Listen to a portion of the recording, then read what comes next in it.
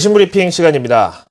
자, 미국 증시도 오늘 기분 좋게 마감했고 해서 오늘 어느 정도 좀 반등 채비가 갖춰졌나 보다 했더니 갑자기 애플의 실적이 또 부담이 되고 있네요. 이거 메신저로 하도 물어보시는 분들이 많아가지고요. 직접 보시죠.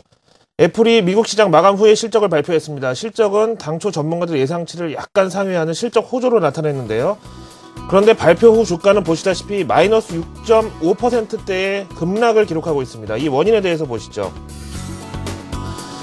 세 가지로 정리가 가능합니다. 바로 지난 실적보다 앞으로에 대한 전망에 대한 우려가 크기 때문인데요. 첫 번째, 애플이 제시한 가이던스가 매출 410억 달러에서 430억 달러로 나왔는데 당초 전문가 중간값이 456억 달러여서 여기서 못 미쳤다는 게 첫 번째. 두 번째로는 애플이 이상하게도 다음 분기에 EPS, 우리말로 주당 순이익 전망치를 아예 제시하지를 않았다고 합니다. 이것도 또 불안감을 일으키고 있고, 세 번째, 이로써 애플의 그로스 마진, 총 마진율이 당연히 매출이 줄어드니까 뭐 규모의 경제 이런 개념으로 봤을 때 마진율이 떨어지는 거죠. 40%를 윗돌 것이라는 투자자들의 예상과는 달리 애플이 제시한 총 마진율이 38%로 하락을 한 이 세 가지 전망치 때문에 애플의 실적은 현재 6.5% 급락 중이라고 나와 있습니다. 여기에 대한 자세한 내막이나 시장의 분석들은 제가 조금 있다가 개장 전에 글로벌 마켓나우에서 정리해 드리도록 하겠습니다. 원래 준비한 순서로 출발을 합니다. 신화통신 보시죠. 오늘의 신화통신 국제면은 마치 우리나라 한국경제신문의 경제면을 보는 것처럼 우리에게도 아주 친숙한 이슈들이 많이 나와 있습니다. 그 가운데서 1면에는 중국이 UN 안전보장이사회에 북한 미사일 발사 관련 결의를 인정하기로 했다는 내용이 올라왔고요. 그 다음 역시 중국의 관영 언론사가 신화통신이니까 그 위상에 맞게 최근 다오를 놓고 중일 간 영토 분쟁에 대해서 속된 말로 일본을 까는 컬럼들이 옆에 사이드에 쭉 올라와 있고요. 이 중에서 눈에 띄는 게 바로 이 제목입니다. 일본 정부의, 일본 지도자의 편지 외교의 신뢰성이 과연 있느냐, 이런 제목인데요. 이거 한번 열어서 보실까요?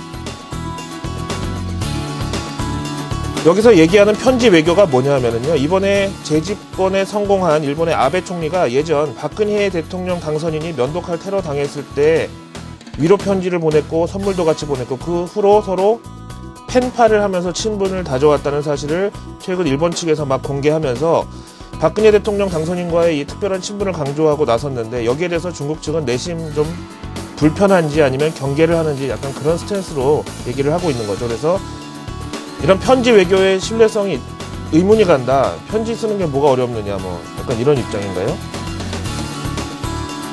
자, 그러면서 신화통신 다시 인터내셔널, 우리말로 해외판에 보시면은 대통령 선거 이후 호련히 자취를 감췄다가 다시 나타난 김무성 새누리당 의원이 이번에 박근혜 새 대통령의 특사로 중국의 시진핑 총서기를 접견한 사진입니다. 신화통신 인터내셔널판은 이 사진과 내용을 일면에 싣고 있는데요. 이번 면담은 중국이 앞서 보신 안보리 북한 제재를 사실상 용인할 수 있다고 의사표명을 한 뒤에 만남이 성사됐기 때문에 분위기는 상당히 온건했다는데요. 글쎄, 중국의 속내를 누가 알겠습니까? 아마도 자기들끼리도 서로 잘 모른다고 할 텐데요. 그 이를 여러 가지 지금 이 설명을 읽어봤을 때 세 가지로 분석이 가능합니다. 먼저 가장 단순하게 생각할 때 우리나라 새 대통령과 새 정부에 대한 우호적인 제스처라고 볼 수가 있다는 거고요. 다음에는 최근 중일 영토 분쟁 때문에 머리가 아픈 중국 입장에서 자꾸 일본 편을 드는 이 미국은 어쩔 수 없다고 치고 우리 대한민국이라도 잘 포섭하려는 그런 의도가 있나?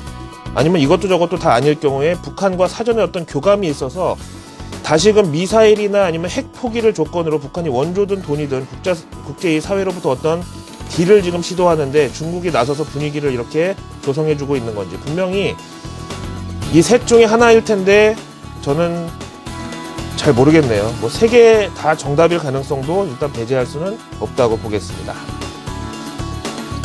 요즘에 중일 영토 분쟁에 제가 좀 꽂혀 있는데 이 얘기는 계속 우리가 체크를 해봐야 될 아주 민감한 사안이죠. 미국의 언론도 보시겠습니다. 비즈니스 인사이더라고 투자 전문지에 올라온 내용인데요. 과연 이 내용을 왜 투자 전문지에서 이렇게 크게 다루었는지를 생각해 볼 필요가 있겠습니다.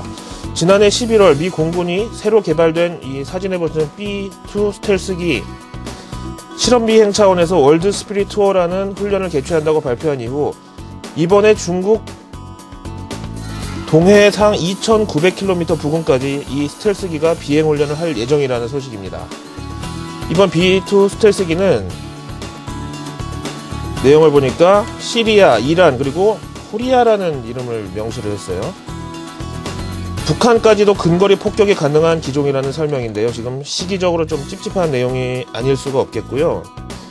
또 그러니까 이렇게 투자 전문지에서 떡하니 올려놓고 다루고 있을 텐데 과연 중국이 여기에 대해서 문제 제기를 할런지, 또 북한은 어떻게 나올지 이런 게 다 불확실성에 해당되고, 뭐 시점부터 뭐 이방적인지는 모르겠지만요. 만약에 중국하고 일본이 진짜 전쟁하게 되면은 그때는 뭐 다 끝나는 거고요.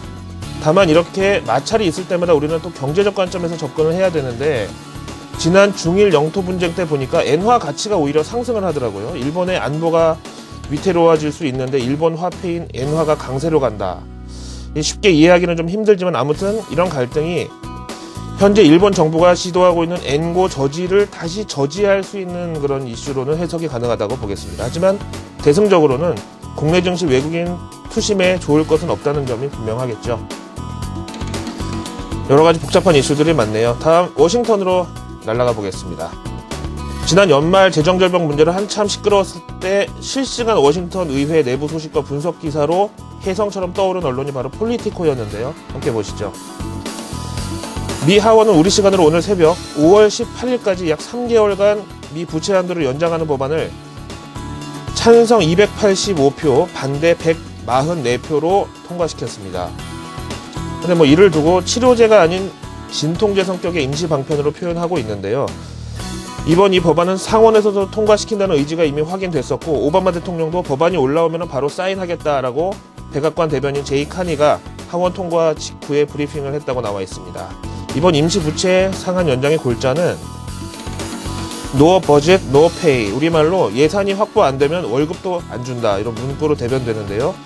곧 미국의 부채 한도가 다 차면은 그때부터는 상하원 이 국회의원들은 물론이고 공무원들도 다 월급 안 나갈 테니까 그렇게 알고 빨리 그 전에 해결하자라는 배수의 진, 이런 거를 쳐놓은 상태라고 봐야 되겠죠. 여러 가지 불확실성 중에서도 애플의 마감 후 실적 발표에서 급락하고 있는 것이 조금 신경이 쓰이네요.